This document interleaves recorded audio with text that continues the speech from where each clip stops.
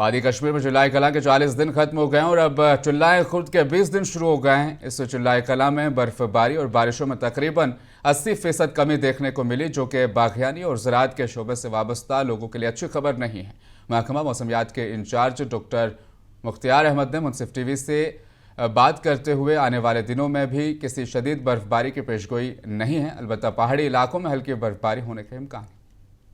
दिसंबर के महीने में एक स्पेल हुआ खासकर बर्फबारी का 27-28 दिसंबर के बीच में, और हाईएस्ट जो स्नोफॉल या रेनफॉल जो है साउथ कश्मीर